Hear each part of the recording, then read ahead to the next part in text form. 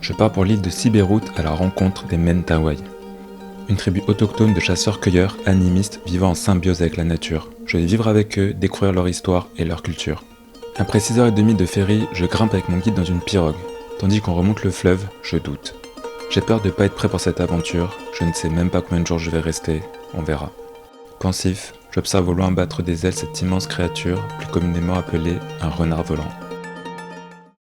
Arrivés sur la berge, nous rejoignons les porteurs chargés d'eau, de riz et de café.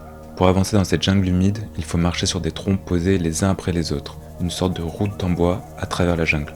À un moment, mon pied dérape, je m'enfonce dans la boue jusqu'au genou. Un porteur doit venir m'extirper de là. Au bout d'une heure de marche, j'aperçois enfin Luma, la maison où je vais vivre. Une grande bâtisse sur pilotis en bois et en bambou, avec un toit en feuilles de palmier de sagoutier. Luma, c'est bien plus qu'une habitation, c'est un lieu de rassemblement, de cérémonie, de transmission du savoir. Ici, pas de toilette, juste la forêt et pour se laver, la rivière. La famille qui m'accueille est composée d'un chaman, sa femme, leur fille et leur petite-fille. Les chamans, appelés Sikerei, sont les piliers de la culture Mentawai. Ils soignent à l'aide de plantes médicinales, mènent les rituels et protègent la tribu. Devenir Sikerei demande une longue initiation et une vie de responsabilité. Aujourd'hui, un autre chaman nous a rejoints. Ils vont me montrer comment ils fabriquent le pagne. Ils utilisent principalement l'écorce du Ficus septica qui est souple et fibreuse. Après avoir retiré la couche externe rugueuse, ils prélèvent une bande d'écorce interne. Ensuite, elle est martelée à l'aide d'un maillet en bois pour l'aplatir et l'élargir, jusqu'à obtenir une feuille souple et résistante.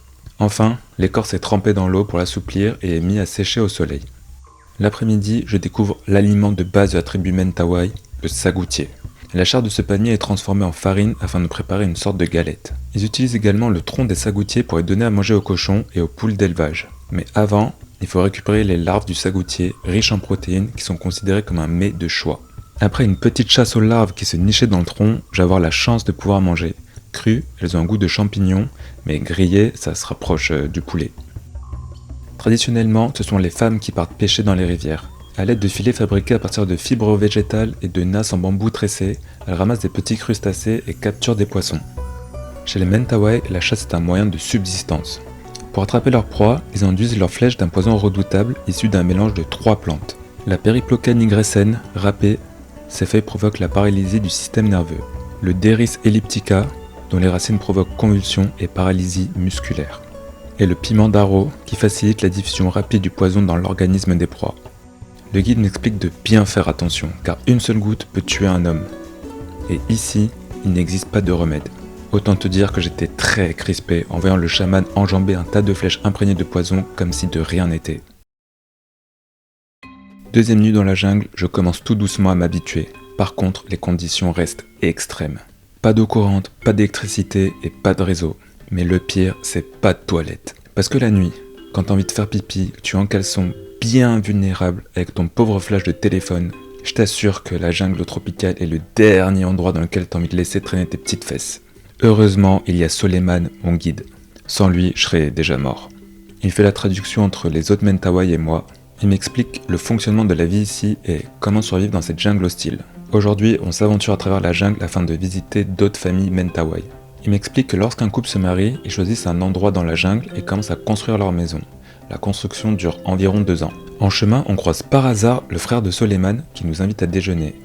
Et c'est là que je comprends que les Mentawai sont des petits farceurs. Hier, Soleiman m'a demandé de deviner son âge. J'ai répondu 39 et il m'a certifié avoir 50 ans.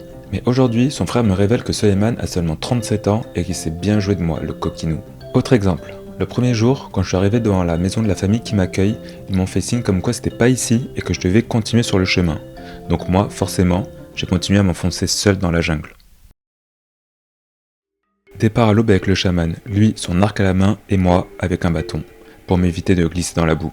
Direction la chasse aux singes. Mais les singes se font rares, à force de se faire décimer, ils ont appris à craindre l'homme. En chemin, le chaman me montre cette plante et me fait un geste du genre « Attention, ça gratte ». Et là je me dis « Non mais attends, pourquoi le chaman me dit de faire attention à cette plante alors que depuis 4 jours, je crois des choses toutes plus dangereuses les unes que les autres pour mon intégrité physique, le gars, il ne m'a jamais rien dit. Et c'est Soleiman qui à chaque fois me sauvait la vie. Résultat, je passe tout le trajet à flipper et à écarter la moindre feuille à l'aide de mon bâton. De retour à Luma, Soleiman taille une pagaie. En langue mentawai, ça se dit paluga. Je lui demande s'il va mettre du vernis marin dessus afin de protéger la pagaie de l'eau. Il rigole et me répond que non. Après le déjeuner, Soleiman me dit de suivre le chaman. Il va me montrer comment réparer le toit de sa maison. Pour ça, c'est très simple. Le chaman grimpe à un palmier sagoutier haut de 25 mètres. Puis, il va en détacher les branches à grands coups de machette, séparer les branches des feuilles, les transporter jusqu'à la maison, et enfin tresser les feuilles entre elles le long d'une baguette en bois. Et hop, un pan de toit tout neuf. Ici, rien ne se jette, tout se transforme. Pendant que certains découpent un poulet fraîchement cueilli dans le poulailler, d'autres font cuire la farine extraite du tronc du sagoutier. Pour moi, l'ambiance paraît mystique. Vivre chez l'autre est toujours une expérience particulièrement intense. Après une petite photo de famille, c'est l'heure des adieux. Bon, je vais pas te mentir, je suis hyper content. Après 4 nuits dans la jungle, je veux juste quitter cet enfer. Partir très très loin des moustiques tigres. Après une marche à travers la jungle, nous redescendons la rivière en pirogue et retrouvons le village Mentawai au bord de la plage. Ici vivent l'autre communauté de Mentawai.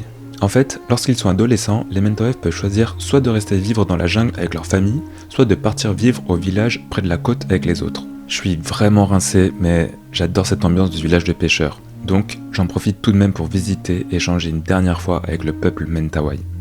Je monte dans le ferry qui va me ramener sur l'île de Sumatra, je m'installe tranquillement dans mon siège, et là je repense à cette histoire de plante urticante. Je trouve ça bizarre, donc je tape le nom sur Google et juste me décomposer.